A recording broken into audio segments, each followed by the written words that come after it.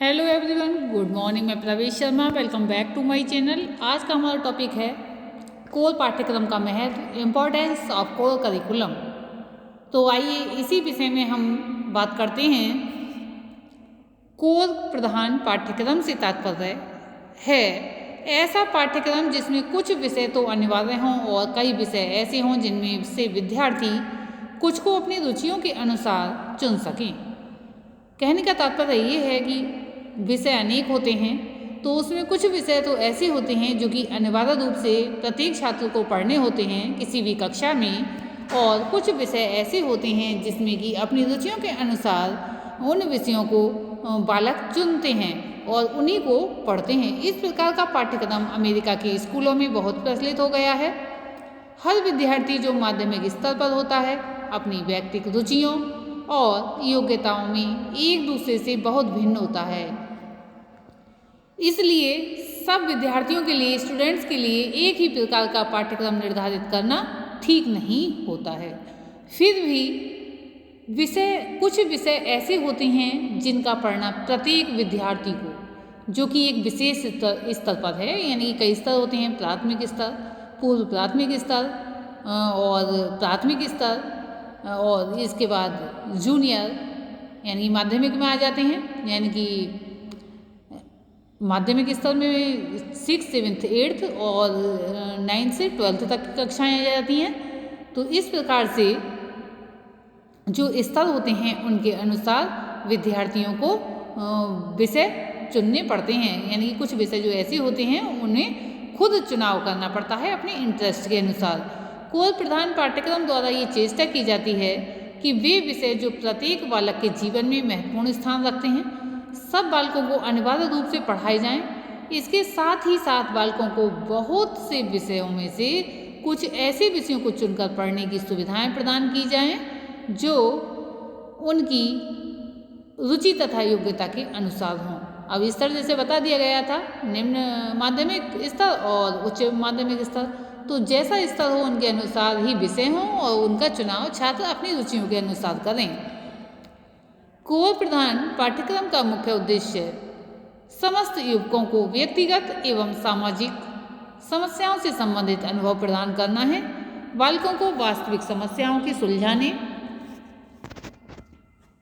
का अनुभव देना है और इस प्रकार उन्हें भावी समस्याओं का सामना करने के योग्य बनाना है। इसके द्वारा बालकों को यह अनुभव प्रदान करना है जो उन्हें समाज का अच्छा नागरिक बनने में सहायता दें।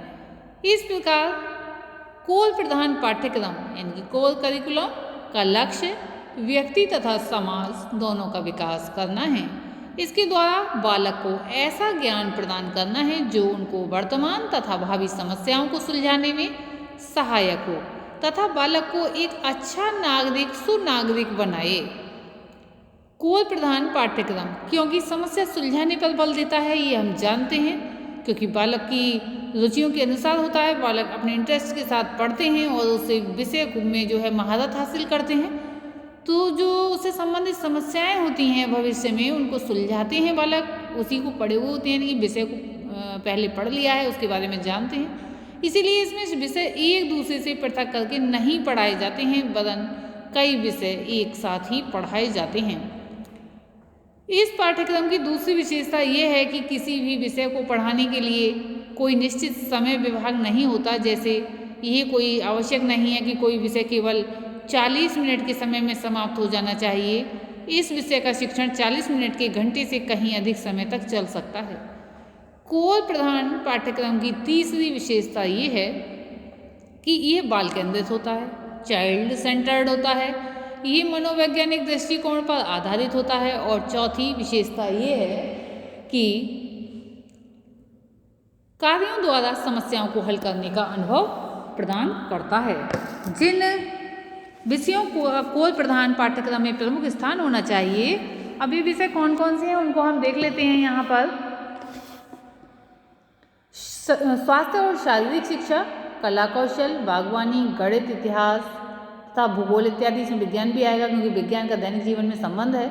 स्वास्थ्य और शारीरिक शिक्षा, इस प्रकार की शिक्षा पाठ्यक्रम में प्रधान स्थान रखती है क्योंकि प्रत्येक बालक के शारीरिक विकास के बिना शिक्षा के किसी भी प्रकार के उद्देश्य की प्राप्ति नहीं हो सकती।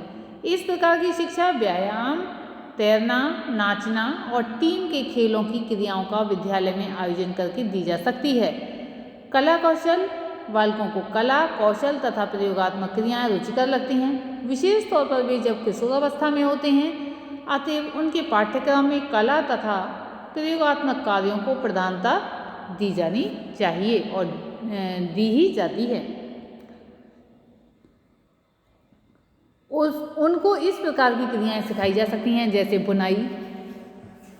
बुनाई में बहुत सारी चीज़ें आ जाती हैं। यहाँ पर हम शब्द केवल बुनाई देख रहे हैं, जैसे कि स्वेटर की बुनाई और चटाई की बुनाई, कपड़ों की भी बुनाई का काम होता है। जिल्द बांधना, जैसे किताबों आदि पर जिल्द बांधना। लकड़ी का काम, लकड़ी के बहुत सारे काम होते हैं, जैसे फर्नीचर बनाना है। फर्नीचर के अंतर्गत मेज कुर्सियाँ बनाना है, बोर्ड बनाना है, दरवाजे खिड़कियाँ आदि बनाना है, या छोटे छोटे खेल खिलौने बनाने हैं, लकड़ी की गाड़ियाँ बनानी हैं। कुम्हारगिरी आदि, इसमें मिट्टी के बर्तन, मूर्तियाँ, बहुत सारी चीज़ें आ जाती हैं। इतिहास, भूगोल, नागरिक शास्त्र इत्यादि ये विषय बालक की सामाजिक भावना के विकास में अत्यंत आवश्यक हैं। इन सब विषयों का संबंध मानव जीवन से है। इसके द्वारा समय और स्थान के अनुसार मानव जीवन की व्यवस्था की जाती है। अतः मानवता संबंधी उचित दृष्टिकोण का विकास करने में इनका स्थान महत्वपूर्ण है। अब हम देखेंगे विज्ञान, ये भी एक प्रधान विषय है। वर्तमान युग में किस प्रकार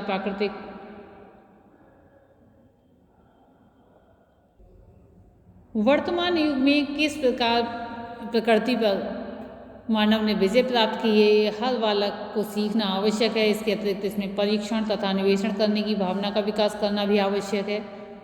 बालक में निरीक्षण और तुलना तथा शुद्ध सामान्य सिद्धांतों के बनाने की आदतों का निर्माण करना भी समाज तथा मानव कल्याण के दृष्टिकोण में महत्वपूर्ण है। विज्ञान का अध्ययन इन्हीं कारणों से आवश्यक है।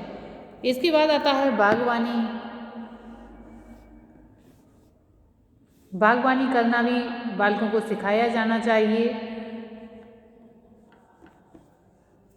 क्योंकि मनुष्य जो है प्रकृति से दूर होता चला जा रहा है और निकट लाने के लिए इस प्रकार के यानी कि पेड़ पौधे लगाना है, खेती आदि करना है। तो फल आदि हम किस तरह से प्राप्त करें, फूल और वृक्षों से क्या क्या लाभ हैं, ये सब इसके अंतर्गत आ जाता है।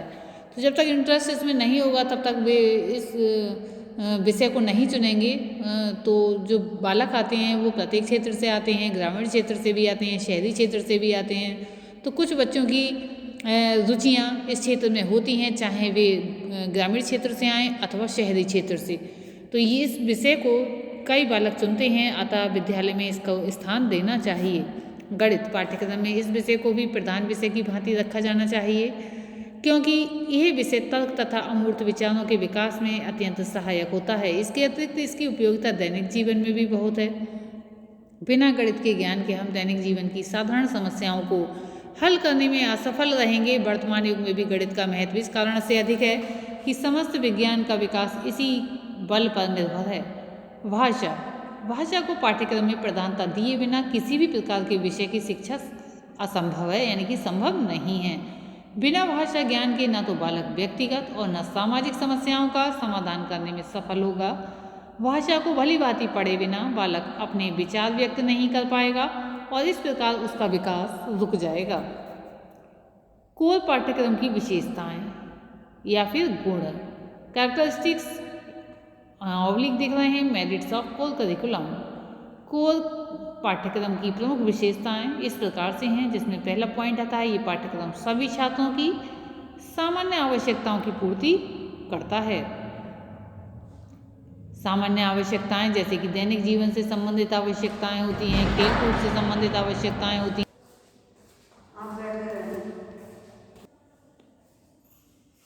इसमें विषय वस्तु के पारंपरिक विभाग एवं खंड समाप्त कर दिए जाते हैं तथा कई विषयों को एक साथ मिलाकर पढ़ाया जाता है। इसमें समय विभाग चक्र लचीले होते हैं तथा कालांश बड़े होते हैं। इसमें छात्रों एवं शिक्षकों के संबंध अधिक घनिष्ठ होते हैं तथा अध्ययन अध्यापन के साथ परामर्श भी चलता है। इसमें शिक्षण समस्या केंद्रित होती है तथा छात्रों को कार्यों एवं समस्याओं को हल करने का अनुभव प्राप्त होता है। ये पाठ्यक्रम मनोवैज्ञानिक एवं बाल केंद्रित होता है। इसमें विभिन्न प्रकार के अधिगम अनुभव प्रयुक्त किए जाते हैं। इसमें अधिकतर शैक्षिक कार्यक्रम छात्र और शिक्षक मिलकर आयोजित करते हैं। इसके अंतर्गत व्यापक निर्देशन कार्यक्रम की व्यवस्था रहती है। ये पाठ्यक्रम सबसे अधिक प्रचलित है। अब हम देखेंगे कोर पाठ्यक्रम की सीमाएं, लिमिटेशंस ऑफ कोर करिकुलम। इस पाठ्यक्रम में छात्रों के सभी महत्वपूर्ण अनुभवों को स्थान प्राप्त नहीं हो पाता है। इस पाठ्यक्रम द्वारा प्राप्त किए हुए ज्ञान में कोई क्रमबद्धता नहीं पाई जाती तथा ज्ञान असंगठित रहता है। इस पाठ्यक्रम द्वारा शिक्षण में अधिक समय लगता है। हमारे आज के शिक्षक कोर पाठ्यक्रम द्वारा शिक्षा देने में कुशल नहीं होते। इस पाठ्यक्रम के अनुसार पढ़े हुए छात्र कॉलेजों में प्रवेश पाने के नियमों को पूरा नहीं कर पाते। गुडलैंड महोदय ने कोर करिकुलम की सीमाओं के बारे में मत प्रकट करते हुए कहा है कि 2 या 2 से अधिक विषयों का सम्मिश्रण शिक्षक पर शिक्षण की आवश्यकताओं का भार बढ़ाता है तथा प्रायः सहयोगियों से सहायता की अपेक्षा करता है। माध्यमिक स्तर पर जहां पाठ्यवस्तु का स्तर एवं परिमाण बढ़ जाता है, कोर पाठ्यक्रम के कार्यान्वयन में विशेष कठिनाई होती है। इसलिए माध्यमिक स्तर पर कक्षा शिक्षक के स्थान पर विषय शिक्षक की व्यवस्था प्रचलित है। अतः ये पाठ्यक्रम प्राथमिक तथा निम्न माध्यमिक स्तर तक ही उपयुक्त होता है। तो इस प्रकार से आज की इस वीडियो में हमने देखा कोर करिकुलम के बारे में।